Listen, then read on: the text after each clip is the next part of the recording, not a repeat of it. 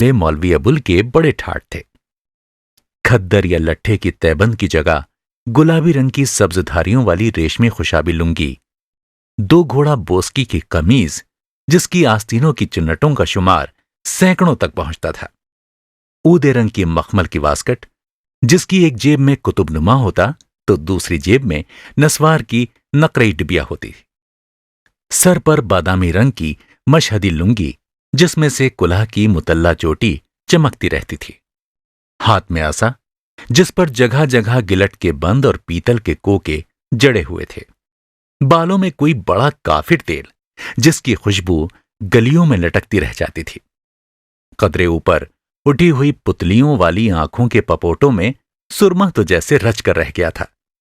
उंगलियों में हाजियों के लाए हुए बड़े बड़े नगीनों वाली चांदी की अंगुश्तरियां जो वजू से पहले दिन में 4 या 5 बार उतरती थीं, मगर उनकी तरतीब में कोई फर्क न देखा गया। अल्हम्दुलिल्लाह, अल्लाह ताला की बख्शी हुई ये नेमत कलाम पाक की तिलावत में इस्तेमाल हुई। और फिर मौलवी अबुल की आवाज, वरना अगर मौलवी अबुल माहे की कली अलाप देता तो गांव भर की लड़कियों को संभालना मुश्किल हो जाता। हर ईद पर खुतबे के बाद उसके सामने घर घर से जमा किए हुए 150-200 रुपए की पोटली छन से आ गिरती, तो वहीं नमाजियों के सामने 40-50 रुपए गांव के मिस्कीनों मोहताजों में बांट देता और उनसे कहता, हुजूर अल्लाह अल्लाह आपको सलामत रखे। माशाअल्लाह, पिछले हफ्ते भी आपने तो दिया था। इस मरतबा अरे अरे अरे अरे भाई मुझे दुआएं ना दो। हुजूर आपको दुआ नहीं दे तो किसे दो? अरे उस अल्लाह जल्ले शानहू को याद करो जो पत्थरों में भी कीड़ा पैदा करता है और उसे वही खुराक पहुंचाता है। जी हुजूर जी। उसने मुझे क्या नहीं दिया? माशाअल्लाह, सेहत, इत्मीनान, बेफिक्री। भाई मुझे उसके खजाने से और कुछ नहीं चाहिए। अच्छा, खुदा हाफिज। लेकिन शादी के बाद अल्लाह जल्ले शानहू की रहमतों ने एक और सूरत इख्तियार कर ली। मौलवी अबुल के यहां औलाद का कुछ ऐसा तांता बन गया कि जब 1 साल उसकी बीवी के यहां कोई औलाद ना हुई तो वो सीधा हकीम के यहां दौड़ा गया।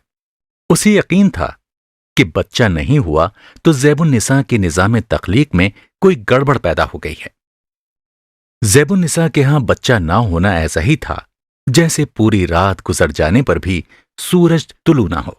और जब अगले साल सूरज तुलू हुआ तो मौलवी अबुल की जान में जान आई। यकीनन औलाद की अफराद खुदाए जुलजलाल की रहमतों में से एक रहमत थी, मगर मुश्किल ये आन पड़ी कि रेशमी खुशाबी लुंगी साफी बनकर रह गई थी। बोस्की की कमीज बरसों पहले पोतरों के रूप इख्तियार करती गायब हो चुकी थी और अब उसकी जगह गाढ़े के चोले ने ले ली थी, जो कई बार धुलने के बावजूद यूं मैला मैला से लगता था जैसे उसे बुनते वक्त जुलाहे ने सूत के ताने बाने में थोड़ी सी गलाजत भी बुन डाली थी। मुतल्ला कुल्हा की दाढ़ी मूछें निकल आई थीं। अंगुश्तरी की चांदी और असा का गिलट लड़कियों के बुंदों झुमकों की नजर हो चुका था। सुर्ख सुर्ख पपोटों वाली आंखों में पुतलियां कुछ इस तरह बहुत ऊपर उठ गई थीं कि मौलवी अबुल हर वक्त नज़ा के कर्ब में गिरफ्तार नजर आता था। ताबड़तोड़ बहुत से बच्चों के साथ जमाने में भी ताबड़तोड़ तब्दीलियां हो रही थीं। मौलवी अबुल ने अपनी पहलौटी की बेटी मेहरुन्निसा के लिए जो जूता 1 रुपए में खरीदा था, वही जूता मोची ने उसकी सबसे छोटी बेटी उम्दतुन्निसा के लिए 6 रुपए में तैयार किया था। और जब मौलवी अबुल ने शिकवा किया तो मोची बोला, हुजूर मैंने तो आपकी खातिर ज्यादा दाम नहीं मांगे, कोई और होता तो 6 छोड़ 10 मार लेता। चमड़े को तो आग लग गई है हुजूर। मौलवी जी, कीमतें यूं एकदम जन से ऊपर गई हैं कि लगता है दुनिया भर की गाय भैंसें कहीं कोहे काफ में भेज दी गई हूं। 6.25 की लागत है, 1 चवन्नी कमा रहा हूं मौलवी जी। आप चवन्नी को भी जाने दीजिए, इसमें जरा सा भी झूठ हो तो डूब मरूं मौलवी जी, जनाजा तक नसीब न हो। अगर दुआओं के बदले आसमानों से जरूरियात जिंदगी का उतरना मुमकिन हो तो उस रोज मौलवी अबुल खुदा से अपनी उम्दा के लिए जूते मांगता। रात को ज़ैबुन्निसा से मशवरा किया और जब उसने जुबान से कुछ कहने के बजाय लिहाफ का एक कोना उठाकर मौलवी अबुल को उम्दतुन निसा के पांव दिखाए तो वो बच्चों की तरह एकदम रो दिया और दूसरे रोज सुबह की नमाज और वज़ाइफ के बाद 6.25 मोची की नजर कराया और मोची की दुकान से उठकर गली में आया तो अल्लाह जल्ले शानहू को हाजिर नाजिर मानकर नस्वार से तौबा कर ली। नमाजियों की तादाद बढ़ने के बजाय घट रही थी और जरूरियात जिंदगी की कीमतें घटने के बजाय बढ़ रही थी और फिर औलाद बढ़ रही थी और औलाद के साथ मौलवी अबुल के बालों की सफेदी भी बढ़ रही थी। इधर मेहरुन्निसा ने 14वीं साल में कदम रखा और उधर मौलवी अबुल की यह हालत हो गई कि रुकू में गया है तो उठने का नाम ही नहीं ले रहा, सजदे में पड़ा है तो बस पड़ा है। होशियार मुक्तदियों को वक्त पर खांसी का दौरा ना पड़ता तो मुमकिन है कि मौलवी अबुल एक ही सजदे में जोहर को असर से मिला देता। रमजानुल मुबारक में तराबी पढ़ाने की सादत हस्बे दस्तूर उसी को सुपुर्द हुई, मगर वो मौलवी अबुल बरकात जो आयात या अल्फाज की गलती तो क्या कभी जेर जबर की गलती का भी मुर्तकिब नहीं हुआ था। अल बकरा से अन्निसा में जा निकला और सूरह रहमान पढ़ना शुरू की तो एक रकत ही में उसे 2 बार पढ़ डाला। चौधरी फतेहदाद, कुर्सी नशीं व मेंबर डिस्ट्रिक्ट बोर्ड ने जब उसे इस इस्तगराक पर सरजनिश की तो एक बार मौलवी अबुल के जी में आई कि पुकार उठे, आपके यहाँ तो लौंडों की खेप है ना चौधरी साहब। आपकी कोई बेटी होती और अब जवान हो गई होती तो मैं आपको समझाता कि एक सूरत को 2 बार कैसे पढ़ लिया जाता है। लेकिन चौधरी फतेहदाद की यह सरजनिश ज्यादातर मजहबी नौयत की थी, वरना यही चौधरी तो था जो बरसों से मौलवी अबुल के घर में हर शाम को घी लगी एक रोटी और दाल शोरबे का एक शकूरा इस इल्तिजाम से भिजवाता था जैसे एक वक्त नागा हो गया तो सूरज सवा नेजे पर उतर आएगा। और हद ये थी कि जिस रोज रोटी या दाल सालन भिजवाने में जरा सी देर हो जाती तो चौधरी फतेहदाद बनफ्स नफीस मौलवी अबुल से माफी मांगने आता।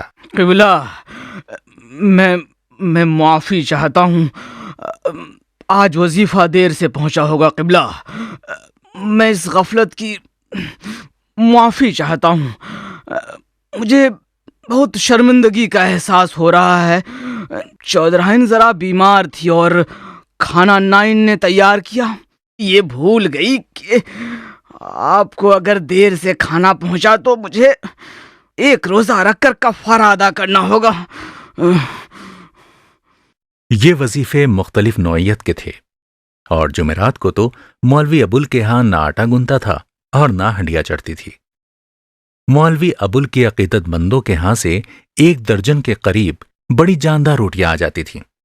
उधर ज़ैबुन्निसा ने घर में लड़कियों को कुरान शरीफ का दर्स देने का सिलसिला ब्याह के 3 महीने बाद ही से शुरू कर दिया था। जुमेरात को हर लड़की छोटे छोटे से वजीफों पर जरा जरा सी शक्कर रख कर लाती तो ज़ैबुन्निसा को 2 चंगीरी उनके लिए अलग रख देना पड़ती।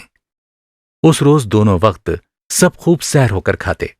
जो वजीफे बाकी बचते उन्हें धूप में सुखा लिया जाता और महीने में 4 बार उन्हें गुड़ के शरबत में उबालकर मीठे टुकड़े तैयार किए जाते। लेकिन मुसीबत ये थी कि इंसान को पेट भरने के लिए रोटी के अलावा पेट ढांकने के लिए कपड़ा भी तो चाहिए।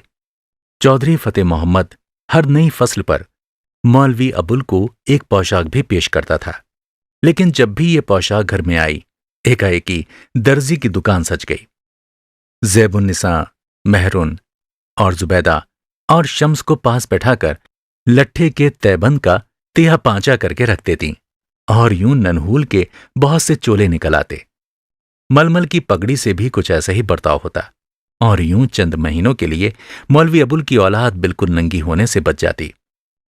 इस दौरान में अगर किसी निकाह खानी के सिलसिले में या नमाज जनाजा पढ़ाने के जिम्न में चंद रुपए आते तो वो मेहरुन्निसा के जहेज की खातिर टीन के एक डिब्बे में रख दिए जाते।